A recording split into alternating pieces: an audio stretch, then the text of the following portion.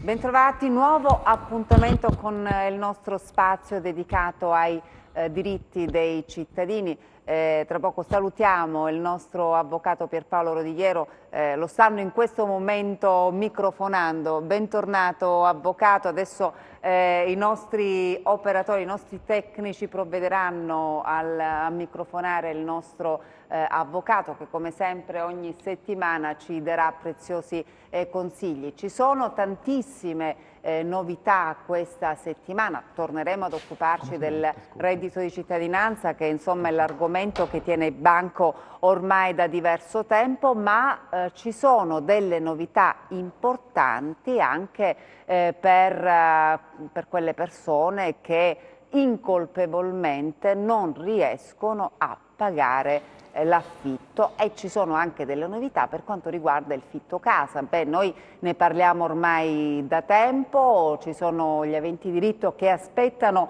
ormai da anni, no? Questo contributo per pagare l'affitto di casa, soldi che non arrivano, però a livello nazionale è stato rifinanziato. Allora cercheremo di capire un po' come funzionano le cose con il nostro avvocato Rodighiero. È stato microfonato, tutto funziona tutto perfettamente, ben trovati. In diretta capita in diretta. anche questo. Rigorosamente. Rigorosamente. Dicevo avvocato, ci sono tante novità, parlavo di questa morosità incolpevole. Allora spieghiamo intanto in che cosa consiste, perché io incolpevolmente posso diventare moroso.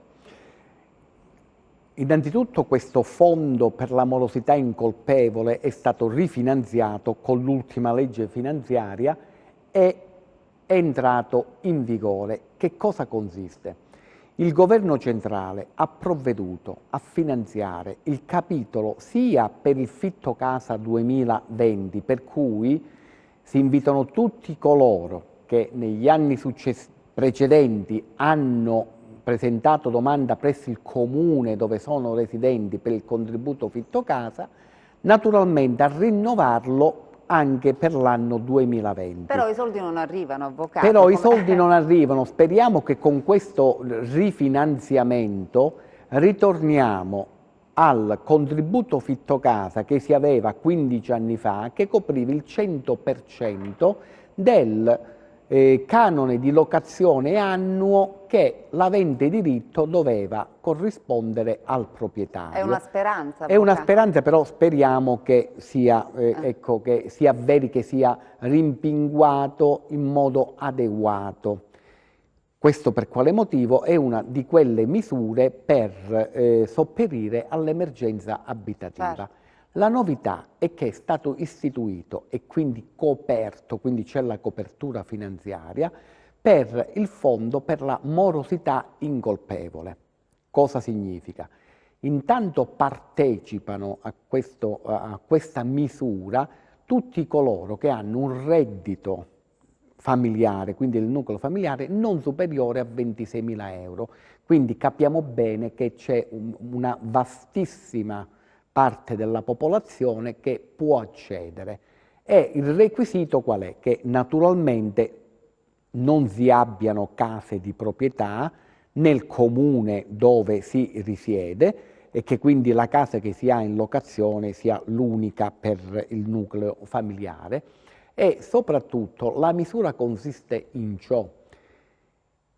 Sono a disposizione per nucleo familiare fino alla somma di euro 8.000 per andare a sanare una situazione di morosità, quindi morosità significa che c'è uno sfratto in corso, per sanare i canoni che si devono corrispondere al proprietario.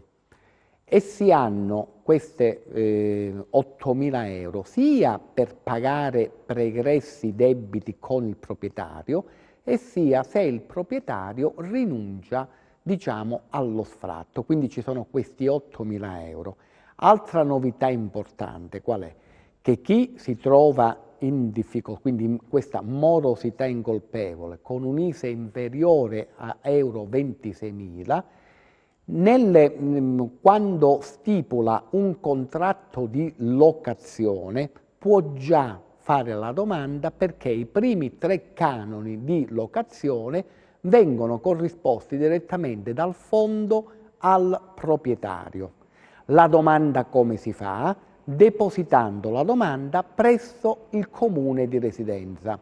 Allora, siccome questa misura è da qualche giorno attiva, ogni, diciamo, possibile beneficiario deve informarsi presso il comune di residenza.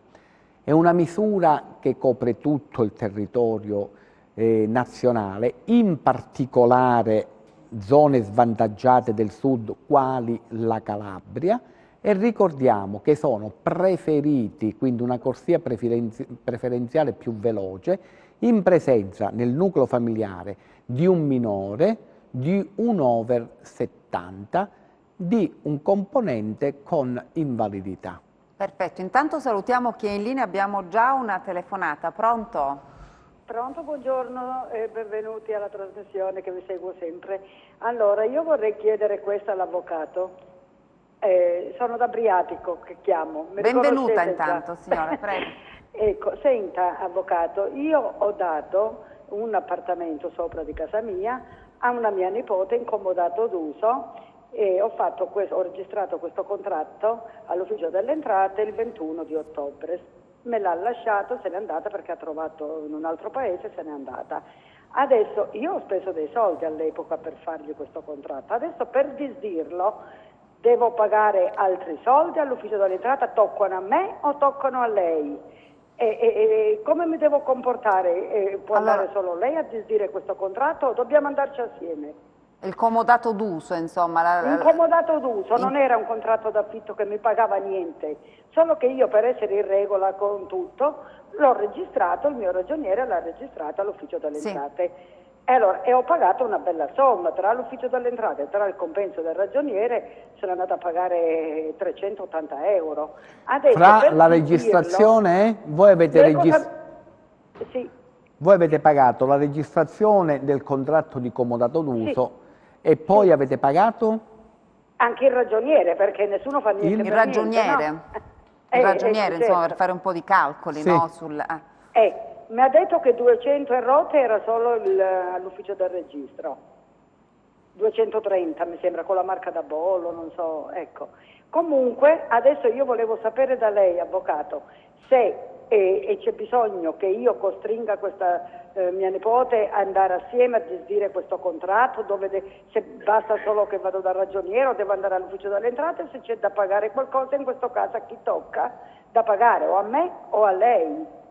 Allora, perfetto. Oppure se può andare da sola. Ma il comodato è delle leggi, se non lo disdico, se lascio tutto così, che lei se n'è andata e non faccio più niente. Mi dica lei come mi devo comportare. È un contratto di comodato d'uso gratuito come gratuito, standard oppure che sono a carico di chi usufruisce doveva pagarsi solo le utenze, del comodatario, le spese di condominio, le spese di luce. No, qua non c'è condominio, avvocato. No, sto dicendo che il comodato di uso può essere gratuito o oneroso, che non cambia però la species del contratto, sempre comodato si chiama e sempre si tratta di comodato, può essere gratuito o oneroso. Oneroso sono le spese praticamente di mantenimento dell'immobile. No, le spese di mantenimento sarebbero state a suo carico, quelle ordinarie, in più elettricità,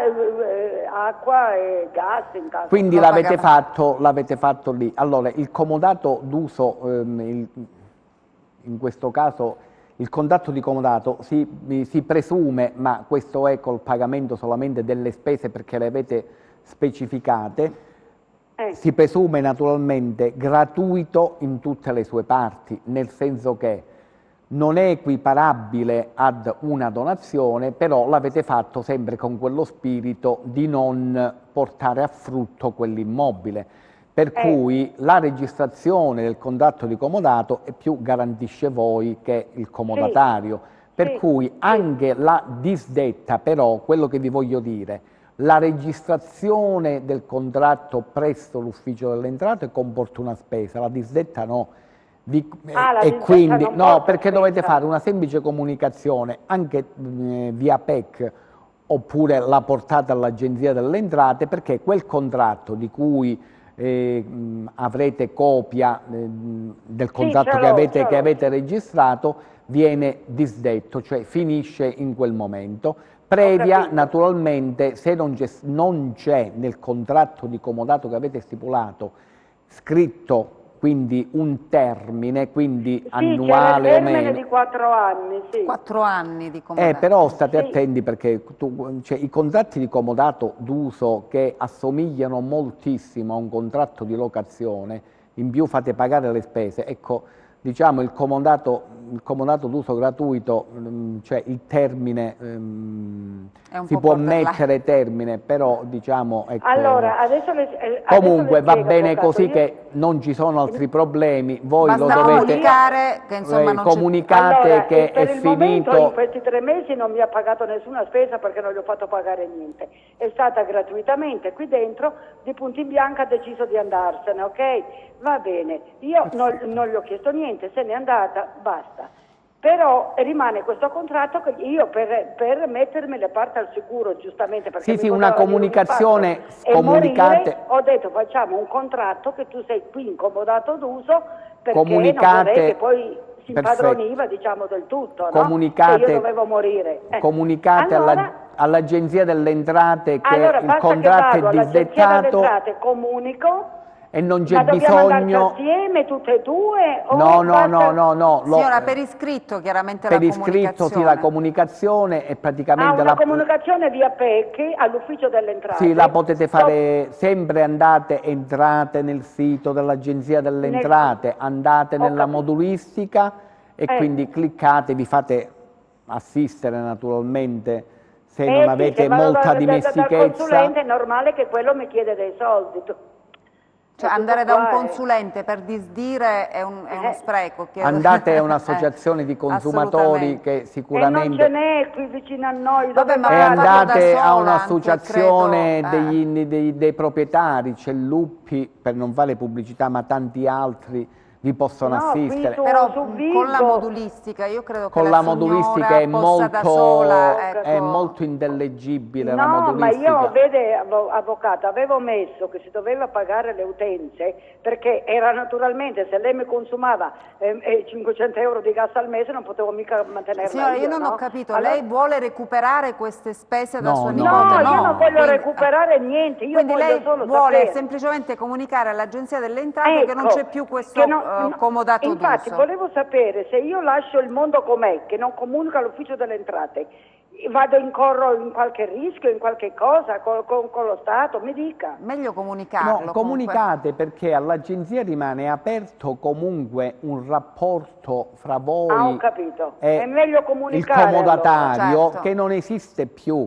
Anche perché, ricordiamoci, sono le norme di pubblica sicurezza, ogni contratto di locazione, ogni contratto di comodato, la copia andrebbe veramente portata alla questura competente per territorio, perché le forze dell'ordine devono sapere esattamente il movimento della popolazione e chi si trova in quella casa, chi non si trova, quindi queste comunicazioni vanno fatte. È meglio risolverlo, ho capito. Non risolverlo perché risulta pendente un contratto di comodato d'uso gratuito dell'immobile quando invece la fruizione l'avete voi e non Quindi non il è oneroso, comodatario. signora, non deve costringere sua nipote ad avvenire materialmente all'Agenzia delle Assolutamente Entrate. no, ce l'avete voi il possesso. Posso farlo io da sola allora? Sì, ma avete voi, adesso siete rientrata nel possesso dell'abitazione. Sì, se n'è andata di libera spontanea volontà. E quindi si può risolvere in pochissimo tempo, no? Basta una comunicazione per iscritto, magari utilizzando la modulistica che si trova sul sito online,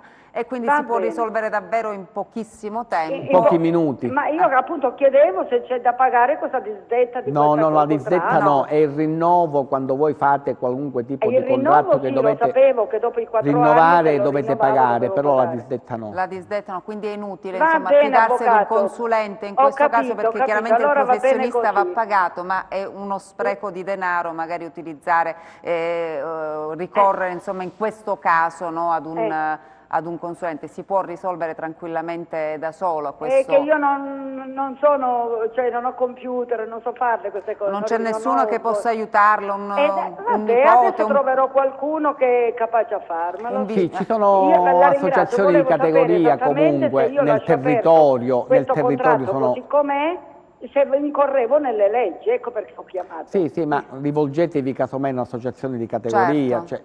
Cioè, Sì, va bene. Basta andare ormai sull'elenco, sono signora. sparse su Va tutto bene, il territorio. avvocato, la ringrazio. Va bene signora, grazie.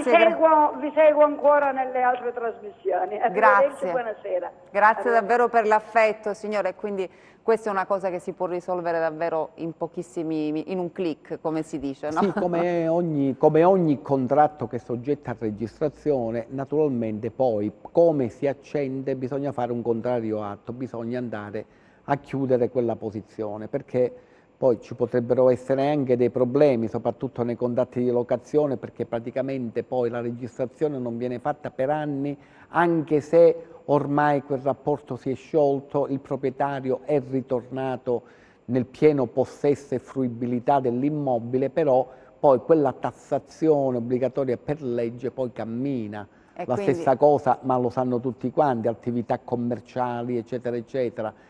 Bisogna sempre, come si accende una posizione, poi bisogna andare a estinguere quella posizione perché gli enti, cioè rimane quella posizione. Certo, quindi è meglio agire in questo modo. È come le attività che sono iscritte presso la Camera di Commercio. Se non viene la cessazione dell'attività comunicata, i diritti camerali camminano sempre. Certo, perché rimane in vita almeno. Ma perché formalmente rimane in vita e quindi ecco, con tutti onde evitare poi che ci... certo. Salutiamo chi è in linea in questo momento, pronto? Pronto? Buonasera, chiamo da Cetrano, sono sempre il solito persona che chiama da Cetrano. Ci chiama ogni settimana? Sì, vi seguo sempre. E a noi fa piacere. Infatti non riuscivo a vederlo, ho chiamato prima, perché io prendevo sul 10, ho chiamato prima, ma... Abbiamo risolto. Meno male. Perfetto, ok. Piacere. Dunque, volevo parlare con l'avvocato, gentilmente. Ascolta l'avvocato. Avvocato, buonasera. Sono sempre di Cetrano. Io ho chiamato una settimana fa per il motivo per pensione di cittadinanza. Ma mi è arrivato il messaggio di le carte ci sono arrivate, ok?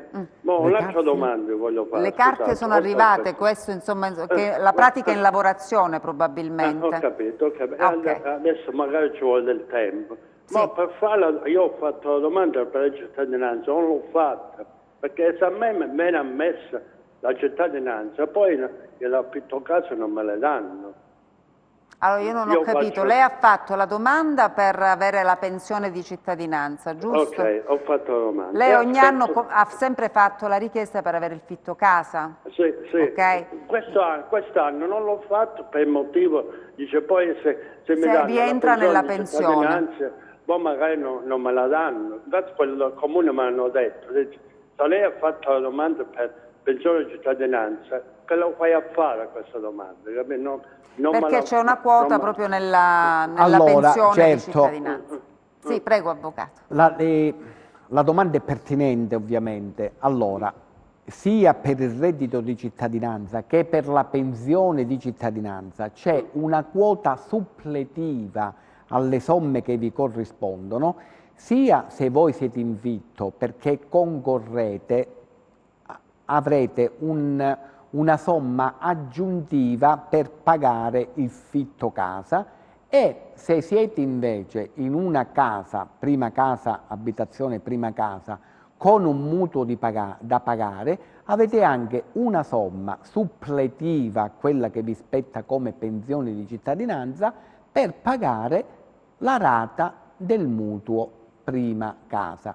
Per cui nell'un caso e nell'altra, o reddito di cittadinanza o pensione di cittadinanza, avete, a parte di quello che vi spetta come composizione del nucleo familiare, anche somme aggiuntive o per pagare il fitto della casa o per pagare rata mutuo prima casa.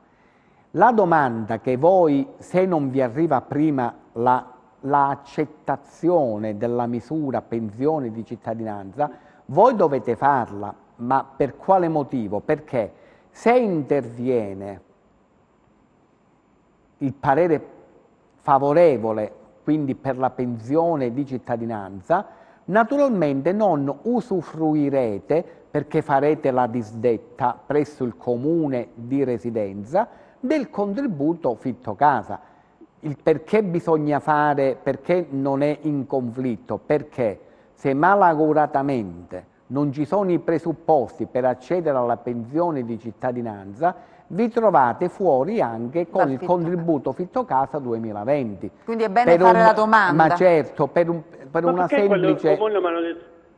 Scusate, avvocato, ma quello del comune mi hanno detto che la fai a fare. Ma certo, perché il comune, gli impiegati del comune, che siccome non ci rimettono di tasca loro, presuppongono che voi abbiate tutti i requisiti e anche noi ci auguriamo ecco, che voi avrete la pensione di cittadinanza. Però ancora in itinere nell'ipotesi in cui dalla procedura vanno a vedere i documenti, c'è qualche parametro che non è in linea e ve la bocciano, poi non è mica l'impiegato del comune che vi dà il contributo fitto casa. Quindi se non fate la domanda, ecco, in via precauzionale, se voi sarete beneficiario della pensione di cittadinanza, non dovete fare altro che al comune depositare la rinuncia alla domanda di fitto casa 2020 perché beneficiario di pensione di cittadinanza. Sperando che nel frattempo arrivino le somme fino al 2019, sempre ma del certo, fitto casa, perché diciamo ecco, è stato rifinanziato il 2020. Scusate, avvocato, scusate.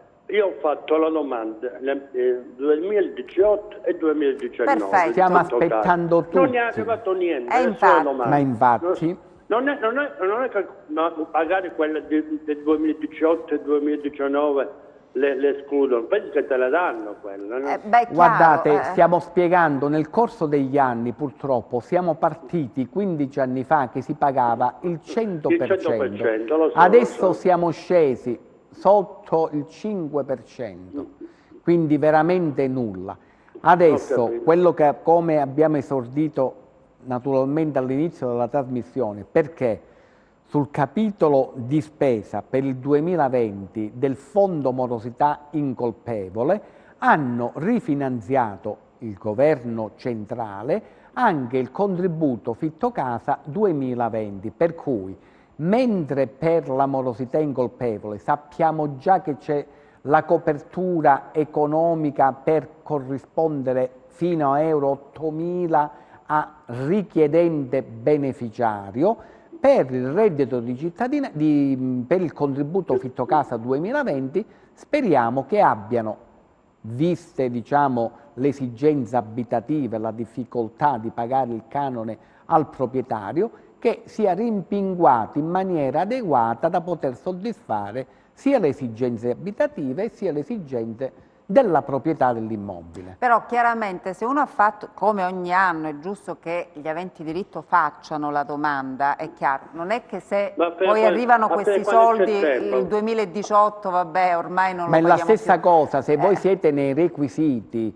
di poter accedere al bonus elettrico e al bonus acqua, voi lo dovete fare, perché se diventate beneficiari della pensione di cittadinanza vanno in automatico. Però se per qualsiasi motivo non rientrate nella pensione di cittadinanza, voi non è che vi precludete il fitto casa, bonus elettrico, bonus gas, non è che, ecco, quindi voi le domande le fate, poi ci sono automatismi di legge e poi il fitto casa casomai lo disdettate. Ma quanto tempo ci vuole? Quanto tempo c'è fino a fare questa domanda?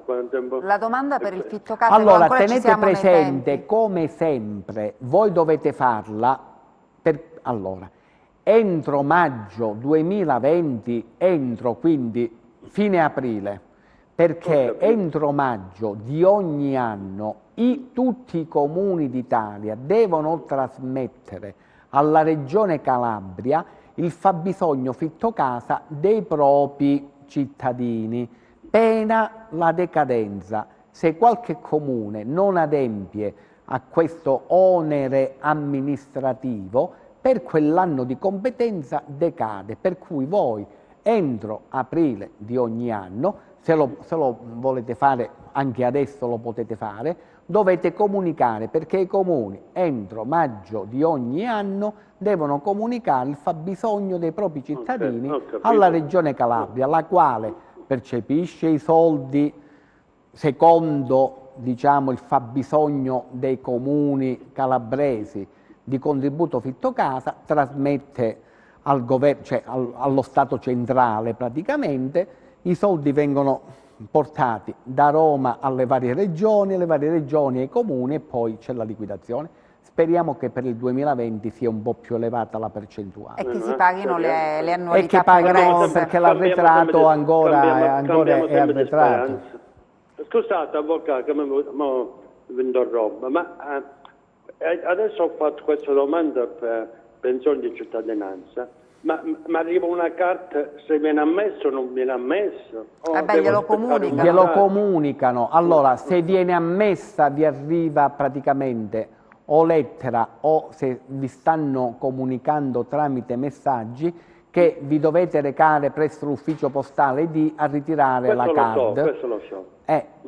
In caso di esito negativo vi verrà detto che praticamente non è stata accolta la domanda. In quel caso vi rivolgete presso un CAF o un patronato in modo che vi fanno la richiesta di sapere per quale motivo non vi è stata accolta, in modo che lì si va a vedere quale parametro è in distonia con la norma di legge. Certo, generalmente un mesetto ci vuole per avere 30 una risposta. giorni. Il 10 di dicembre ho avuto questo messaggio. Il 10 dicembre mi hanno dato.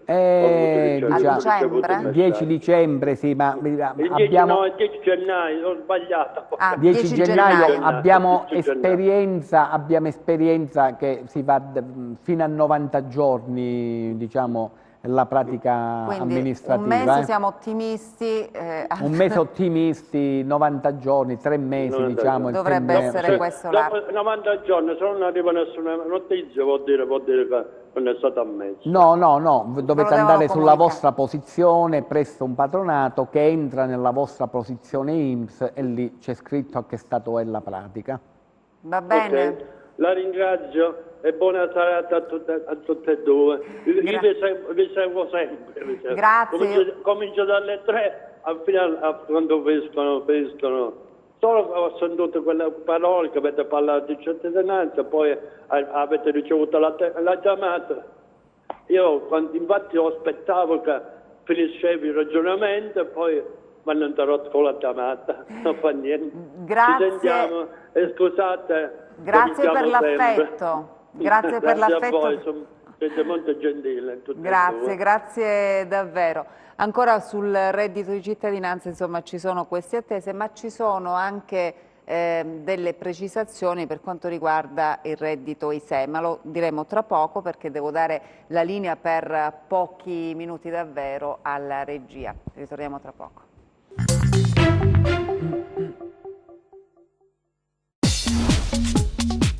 Cerca Teleeuropa sul tuo Play Store o Apple Store e scarica la nostra app.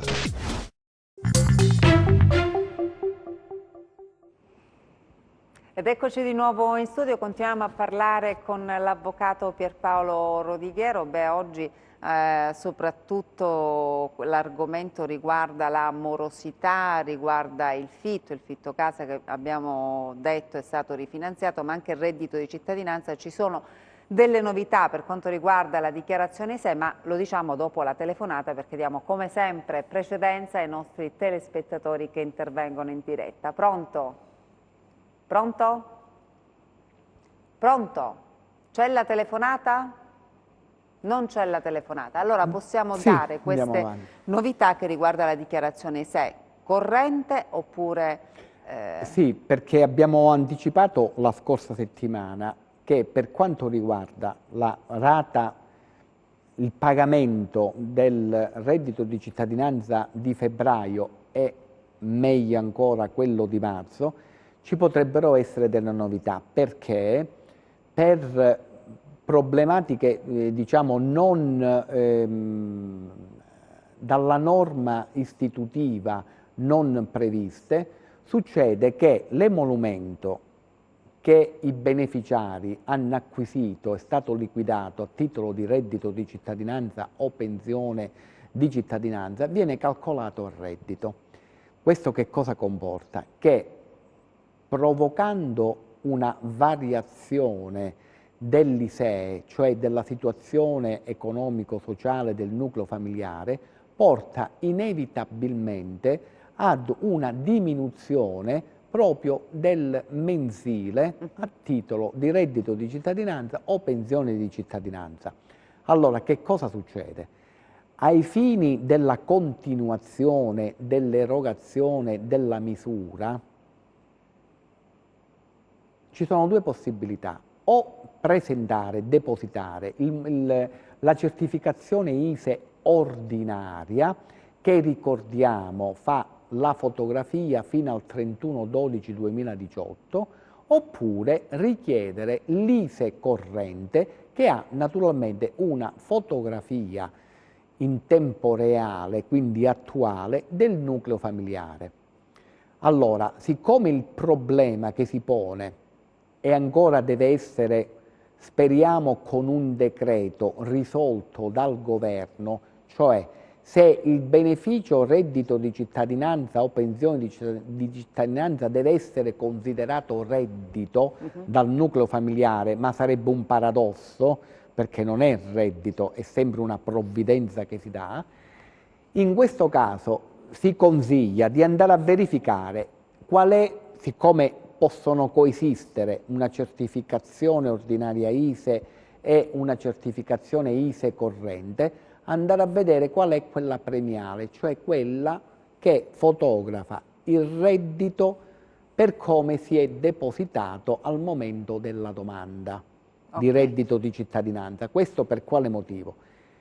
Per evitare che ci siano veramente delle falcidie della somma che viene corrisposta ai cittadini.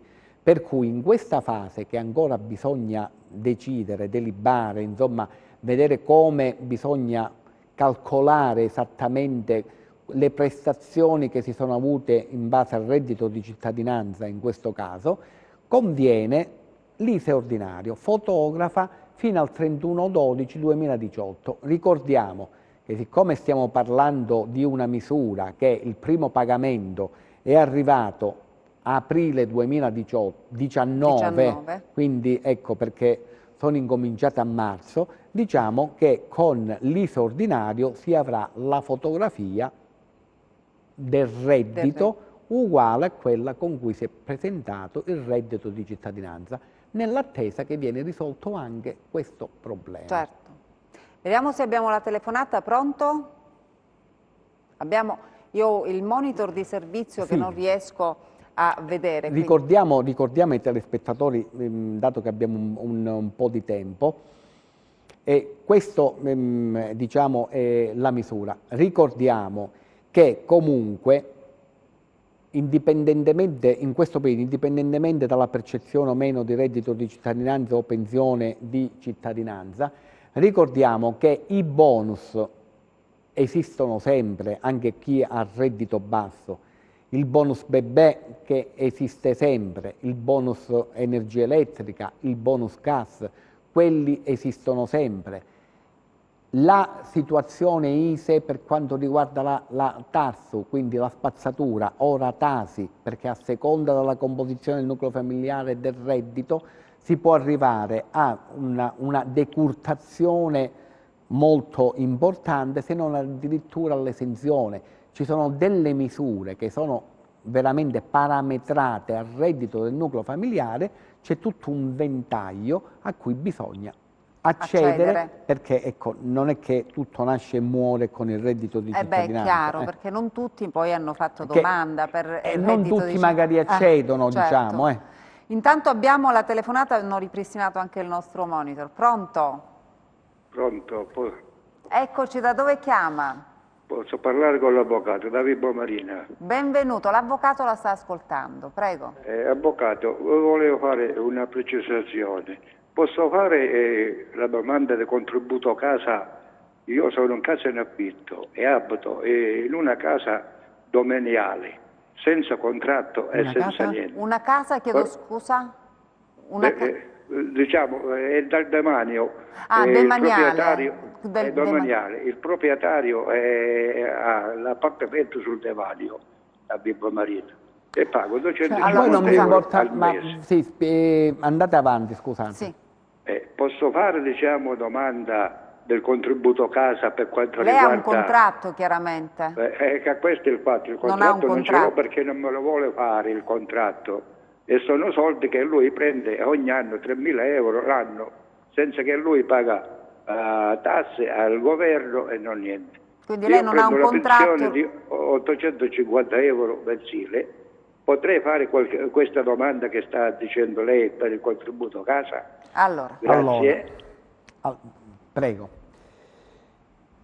La demanialità del bene, cioè che questa abitazione è su un suolo demaniale, demaniale significa di proprietà pubblica, a voi non interessa nulla, non siete nemmeno tenuto a saperlo perché voi avete un rapporto di locazione, sebbene a nero, con un proprietario che non sappiamo se detiene quella casa perché è una costruzione abusiva, perché ha un contratto con l'ente pubblico, quindi c'ha un contratto di concessione, ma sono problematiche che a voi non interessano.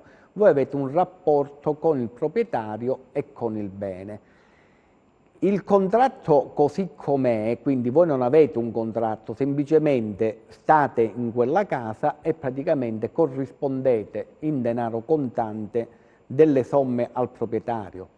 Vi ricordo che in qualunque momento voi vi recate presso o l'Agenzia delle Entrate o qualsiasi ufficio delle forze dell'ordine, ma all'Agenzia delle Entrate vi assistono in modo molto veloce, potete denunciare questa irregolarità del contratto, cioè corrispondete in denaro contante delle somme per la locazione di un immobile.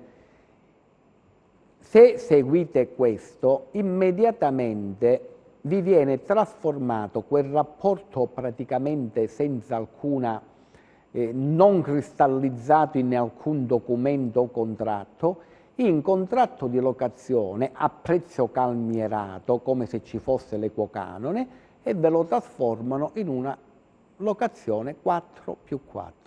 Perfetto, quindi deve agire. Ecco per cui quello che vi consiglio io, allora, naturalmente non posso che riferirvi che questi tipi di queste situazioni di irregolarità non dovrebbero esistere, cioè non devono esistere perché voi non siete tutelato, il proprietario non paga alcuna tassa e naturalmente si è proprio veramente in una zona grigia del diritto. Chiaramente un contributo per il fitto casa non può essere erogato se non c'è il contratto. Il contributo fitto casa non lo potete avere e nemmeno potete fare riferimento al fondo di morosità incolpevole, perché il contributo fitto casa e il fondo morosità incolpevole sono delle norme anti-elusione fiscale,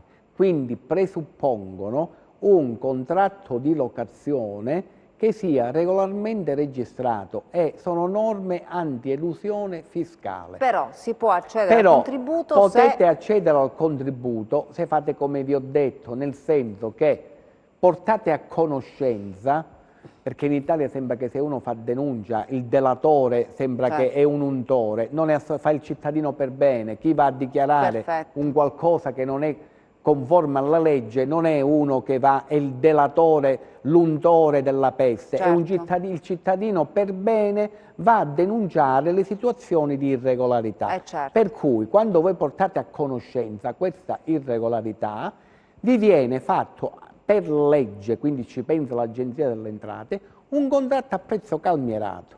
Finito il discorso. Quindi in questo modo, anche perché non è giusto nei confronti di chi paga un affitto il proprietario, se si rende conto, può anche andare all'Agenzia delle Entrate e quindi evita tutte le penalità di legge e va a dire: io per questo periodo ho concesso in locazione senza contratto, percependo queste somme in denaro contante e quindi emerge da una situazione di irregolarità di nero, paga le tasse che doveva e si mette a posto. Per cui, diciamo, chi vuole fare le cose per bene, c'è un ventaglio di possibilità che viene offerto. Però giammai avere sempre quella paura di andare a denunciare, perché sembra che chi va a denunciare un fatto illecito, no, sono furbi coloro che evadono le tasse, che evadono la legge, che diciamo fanno atti non leciti, fanno la figura dei furbi, mentre invece danneggiano sia la società sia noi, cioè inquinano il mercato. In questo caso sta danneggiando questo proprietario la persona che sta danneggiando lo Stato perché non paga le tasse a noi, inquina il mercato, cioè veramente inquina il mercato. Per cui ecco, quando ci sono situazioni di illegalità, di irregolarità, la persona, educazione civica, le situazioni irregolari vanno denunciate. Perfetto. Altrimenti noi comportamenti omissivi non ne dobbiamo avere più. Certo, questo lo sottoscrivo, avvocato, perché non è più tollerabile, no? Non sono più tollerabili situazioni del genere, perché insomma... Ma noi viviamo in un paese, lo diciamo sempre, ci esponiamo anche con responsabilità, qui viviamo in una terra, e scusatemi ma come associazione abbiamo subito anche danni per questo, siamo in una terra che non possiamo aprire un'attività commerciale perché oltre alle tasse dello Stato dobbiamo anche pagare le tasse allo Stato parallelo. È mai possibile che qua in Calabria, perché io vivo la Calabria, veramente abbiamo l'imprenditore, il piccolo imprenditore deve andare a badare non soltanto ad essere un attento e scrupoloso, diciamo osservante le leggi, soprattutto fiscali, deve andare a vedere prima se può aprire, non può aprire, che cosa tutto, se un fornitore deve comprarlo da uno o dall'altro. Insomma, adesso dobbiamo assolutamente uscire, cioè comportamenti omissivi, non ne dobbiamo avere più nessuno. Non bisogna voltarsi dall'altra parte. Scusatemi. No, ma è giusto perché magari non c'è soltanto questo nostro telespettatore che si trova in questa situazione, magari con la paura, dice se vado a dire... Rimango fuori, assolutamente no. Assolutamente no. Ancora in linea? Sì, sono in linea perché aveva caduto la linea. Sì, ecco. Volevo dire io, perché ho parlato io con il proprietario e il proprietario mi ha detto di andare via dall'appartamento. Questo è il discorso. Perché lei ha paura di lasciare l'appartamento, cioè di essere buttato fuori. E perciò vi sto dicendo, proprio allora, in questo motivo, andate all'Agenzia delle Entrate, andate a raccontare la vostra storia. Io gli avevo detto di andare, che vado all'ufficio delle entrate a denunciarlo, e lui mi ha detto che se io faccio una cosa di questi qua io devo andare via di casa. Io ho 67 anni. È il ricatto, no? Questo andiamo un poco... Sì, andiamo un po' oltre. Alla quale dovrebbe passare la finanza allora, per vedere la casa di chi è, se paga le tasse, se non paga le tasse. Questo dovrebbe fare lo Stato pure. Allora, lo Stato deve essere informato. Allora, lo Stato se non... a tutte le parti, diciamo, sono tutti senza contratto. E lo Stato, i proprietari non pagano niente verso lo Stato, questo dovrebbe farlo. Sì, scusatemi, per vedere come sta, quanto paga, quanto non paga, di chi è la casa, di chi non è la casa. Però chiaramente se lei cede a questo ricatto continuerà a pagare a questo signore delle somme in nero, lo Stato non verrà mai a saperlo, ma lo Stato non lo viene a agire. sapere, è questo, quindi lo Stato non è che può mettere un militare, una guardia di finanza a controllare tutti gli immobili, per cui se noi diamo una mano allo Stato, lo Stato risponde. Ecco, bisogna comunque segnalare, denunciare Io vi delle dico, situazioni. raccontate la vostra storia all'Agenzia delle Entrate. Ho avuto una discussione con il proprietario l'anno scorso, nel mese di agosto, ho avuto una discussione terribile, che poi mi ho sentito male pure, questo è il discorso, mi ho sentito male perché io sono allora, io credo che non ci sia solo questo immobile a fate Vibo, una cosa, guardate, se voi volete essere aiutati, lì a Vibo ci sono associazioni di consumatori, associazioni degli inquilini, lo so, avvocato, andate alla caserma dei carabinieri, insomma ci sono tutti i modi per andare a raccontare questa vostra vicissitudine e vi sanno esattamente indicare come dovete risolvere. Ecco, io vi ho detto qual è la strada. In questa casa, pago tutto. Sì, abbiamo capito benissimo perché non è questo il problema che voi pagate tutto, è che il problema è diverso, è che non si può continuare a perpetrare questa situazione, perché finché non si va all'Agenzia delle Entrate e l'Agenzia delle Entrate poi farà un contratto regolare per questa abitazione, si continuerà a stare in questo... L'Agenzia delle Entrate fa il contratto, diciamo, dando nome e cognome. Vi aiuterà, insomma... Benissimo, voi dovete raccontare esattamente come l'avete raccontata qua a noi e sanno loro come agire. Ecco. E vi danno questa garanzia, vi trasformano questo contratto. Pure tutti questi anni che io sono in affitto dovrebbe pagare, diciamo, le tasse. Vabbè, ma a voi, allora, voi vedetevi i problemi vostri che già ne avete, quelli del proprietario non sono vostra cura. Voi andate a dire la vostra storia e tutelatevi. Ecco, non vi prendete problemi di altri. Va bene? Sì. Poi ci faccia sapere, chiaramente. Va bene, ok. Grazie. La ringrazio, arrivederci avvocato. E lei ha il diritto, ecco, noi parliamo sempre di diritti negati in questa trasmissione, non è un diritto negato il suo in questo momento perché lei continua a pagare a nero un affitto ad una persona che non paga le tasse come magari tanti altri proprietari onesti, perché la maggior parte dei proprietari delle abitazioni sono onesti e vanno a registrare i contratti e pagano le tasse, quindi questo è un diritto negato nei suoi confronti, quindi bisogna riaffermare questo diritto, insomma lei ha il diritto ad avere un contratto regolare e poi magari accedere anche a tutti i contributi previsti per quanto riguarda le locazioni. Poi chiaramente ci faccia sapere, ma purtroppo io ho la sensazione che non sia l'unico, è il solo caso in Calabria, perché c'è sempre questo ricatto del proprietario che non paga le... se non ti sta bene te ne vai. C'è il ricatto e purtroppo c'è nella popolazione ancora, nonostante quello che della Calabria non ci hanno lasciato più nulla, proprio personaggi a tutti i livelli, proprio così, che praticamente inducono la sindrome di Stoccolma, praticamente il tuo carceriere, chi ti ha fatto sembra che c'è un innamoramento, chi ruba deve essere denunciato, messo alla gogna, non è una persona furba, è un assassino chi ruba e quindi deve essere denunciato, questo è. Nel caso delle abitazioni poi non c'è un solo immobile, Ma nelle abitazioni, nella sanità, una visita specialistica bisogna farla non perché si ha l'amico ma perché si ha il diritto. E così con tutto nella pubblica amministrazione, basta semplicemente denunciare che poi quando intervengono le forze dell'ordine e mettono i braccialetti a qualunque livello, poi tutte queste persone, Poi alla fine, insomma, si riafferma il diritto. Il diritto bisogna riaffermarlo. Salutiamo chi è in linea, pronto? Buonasera, salve, chiamo da Cosenza. Benvenuta.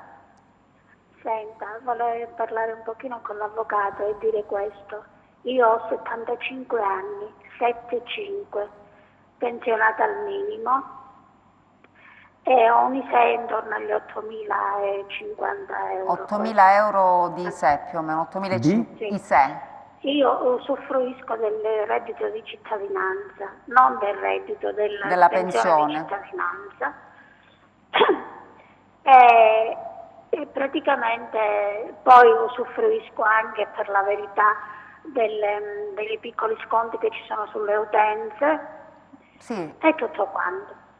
Pago il fitto, ovviamente, sono sola in casa e in tutto questo sono anche malata oncologica da 10 anni, anche se mi sono state sempre rifiutate gli accompagnamenti vari. Va bene. Di 2 tumori, tra l'altro.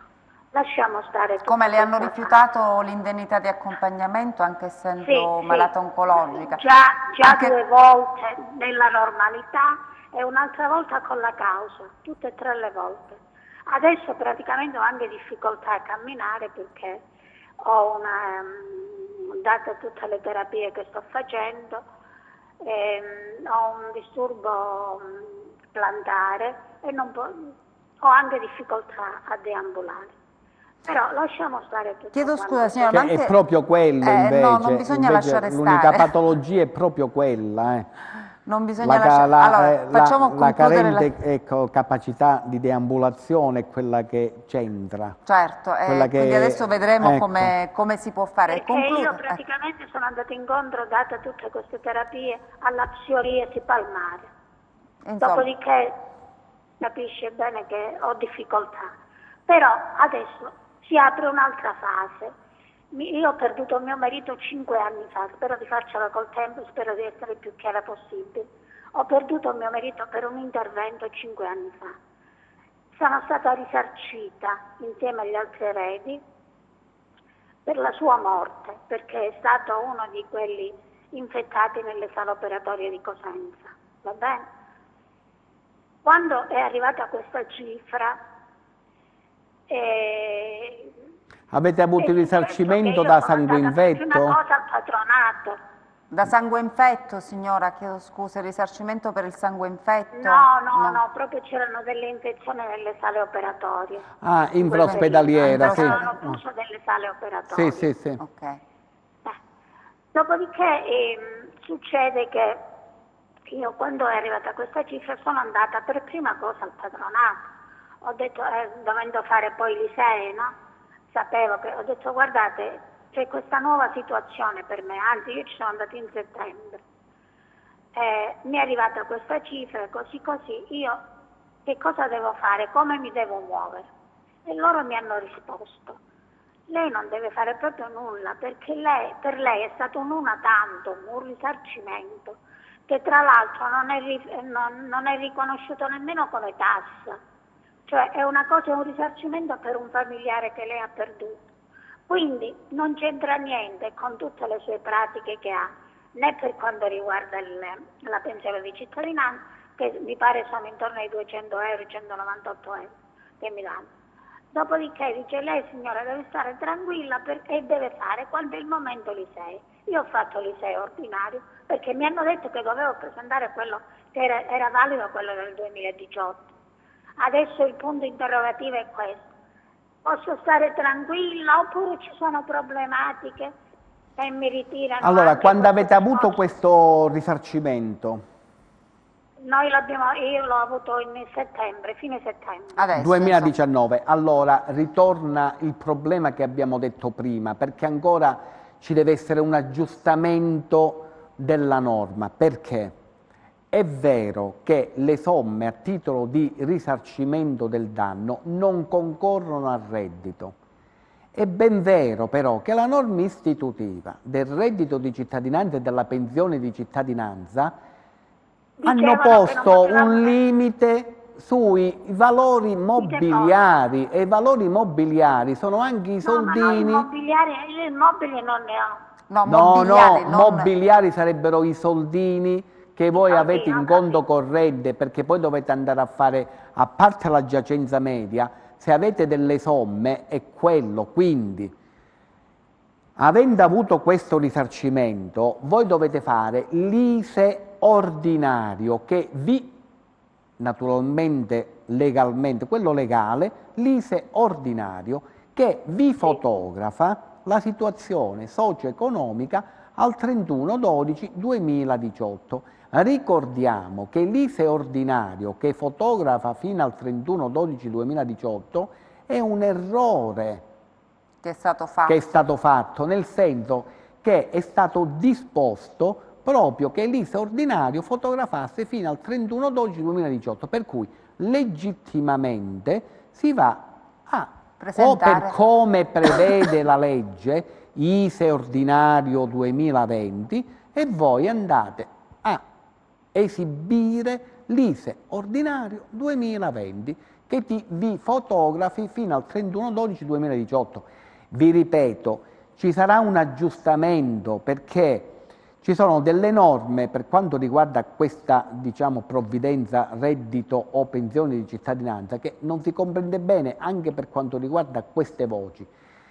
Quello che si è percepito in base a queste misure è possibile che mi crea reddito. Secondariamente, dove le norme prevedono che le somme ricevute a titolo di risarcimento danni non concorrono al reddito, mi concorrono al reddito per quanto riguarda questa misura. Siccome la legge nuova, perché stiamo parlando, sta compiendo, il mese prossimo compie un anno, naturalmente ci sono degli aggiustamenti legislativi. Quindi, onde evitare che ci siano delle decurtazioni sostanziose, diciamo, di quello che si percepisce mensilmente, ci atteniamo alla norma, cioè voi siete obbligati ad esibire l'ISEE ordinario 2020. Questo dice la norma e questo voi fate, che vi fotografa 31/12/2018. Questo dice la norma e voi fate quello che vi dice la norma. Quindi l'ordinario. Ordinario, non andiamo a fare interpretazioni che sono già in corso, eccetera, eccetera, perché con le interpretazioni, diciamo, cioè voi ecco, presentando la norma dice questo, ISEE ordinario 2020, e voi ISEE ordinario 2020. Che quindi naturalmente... io devo andare all'ufficio postale, farmi fare... No, l'ISEE l'ha fatto già, signora, no? Voi l'avete fatto? Io l'ho già fatto, quello per il 2018. Ok. E voi quello dovete fare, dovete comunicare l'ho quello. l'ho già fatto. E allora voi statevene tranquilla, parliamo quando dovrete fare. Prossimo anno. Da gennaio però, da fine anno 2020, dovrete fare poi l'ISEE per il 2021. Poi il problema ce lo poniamo il prossimo anno. Quindi per quest'anno voi nel avete seguito la legge. frattempo metteranno a posto anche queste cose, chiaro. diciamo, certo. Poi noi purtroppo siamo quasi in chiusura, però da quello che ci diceva la signora, quindi da questo punto di vista la preoccupazione per l'ISEE per quest'anno va bene così.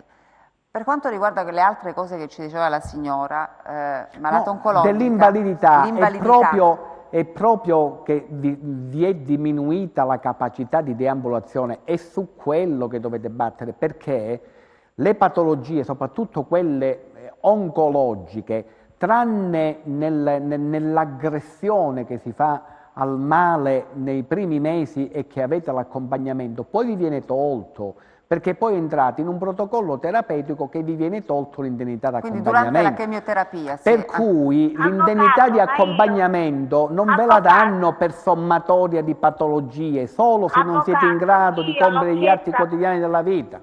Ditemi. Avvocato, il fatto è che io ho un sacco di problemi, sono pure fasciata ai piedi. Vi sto dicendo che quello è, perché allora, se voi siete... la domanda, signora, perché lei, da quanto ci dice, ha delle difficoltà. Sono 10 anni che io sono malata oncologica. No, la difficoltà di deambulazione...